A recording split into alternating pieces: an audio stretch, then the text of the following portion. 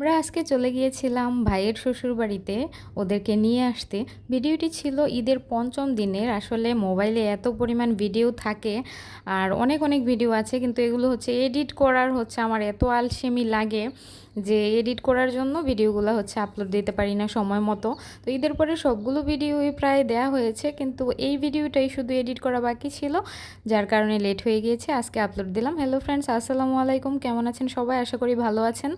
আমরাও ভালো আছি আলহামদুলিল্লাহ। তো সবাই মিলে আজকে ছিল শুক্রবার, ঈদের পঞ্চম দিন। তো ঈদের পঞ্চম দিনে আমরা সবাই মিলে, ওরা যেহেতু ঈদের তৃতীয় দিন চলে গিয়েছিল, আমার ভাই আর আমার ভাইয়ের বউ ওর বাবার বাড়িতে, তো আমরা আজকে ওদেরকে আনতে যাব। আর আমরা সবাই মিলে রেডি হয়ে চলে গিয়ে যাচ্ছিলাম। এই দেখেন যেতে রাস্তার পাশ দিয়ে এত সুন্দর দৃশ্য। এই যে পানিতে বাচ্চারা খুব আনন্দে গোসল করতেছিল এত গরমের মধ্যে, কিন্তু খালের যেই নতুন পানিতে গোসল করতে অনেক বেশি ভালো লাগে।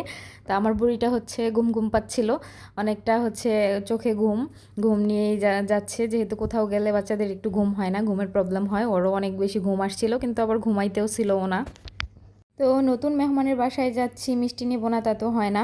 তো আমাদের এখানকার কালীগঞ্জের মধ্যে সবথেকে ভালো যে মিষ্টিটা, গাড়িওয়ালা আমাদের সেখানে নিয়ে গিয়েছে, কুমিল্লা মিষ্টান্ন ভাণ্ডার। সেখানে গিয়ে দেখি যে যেহেতু শুক্রবার ছিল, আবারও ঈদের পরে সবাই বেশি কম বেশি মিষ্টি কেনাকাটা করে, যার কারণে মিষ্টি আমরা পাইনি ওখানে। তারপর আরেকটা দোকানে গিয়ে মিষ্টি দই নিয়ে আমরা চলে এসেছি। এই তো এসে দেখি আমার ভাইয়ের বউ আর আন্টি দুজনের রান্না প্রায় শেষ। তো আমাদেরকে ঘরের ভিতরে যেয়ে বসতে বলে, আমরা একটু বাহিরে হাঁটাহাঁটি করে ঘরের ভিতরে গিয়ে বসি, এবং আমাদের জন্য শরবত এবং পিঠার ব্যবস্থা করেছে।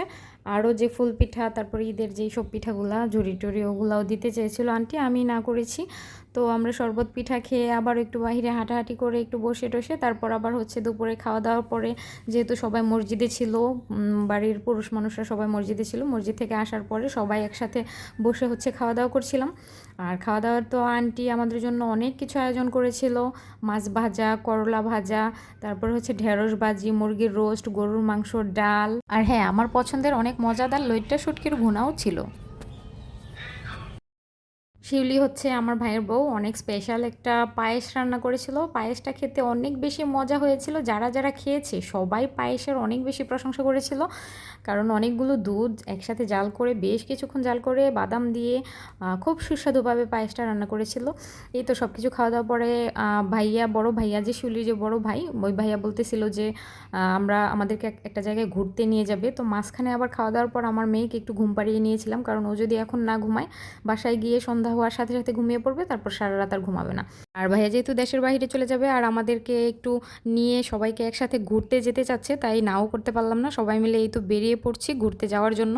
আর সেখানে গিয়ে কি কি করলাম, কি কি আছে সেই পার্কে, সেগুলো দেখার জন্য নেক্সট ভিডিও দেখতে হবে, কারণ এখন এই ভিডিওর সাথে অ্যাড করে দিলে ভিডিওটা অনেক বেশি লং হয়ে যাবে। ভিডিওটি ভালো লাগলে লাইক কমেন্ট শেয়ার করে দিবেন, এবং নেক্সট ভিডিও দেখার জন্য আমার প্রোফাইলে চোখ রাখবেন। আল্লাহ হাফেজ।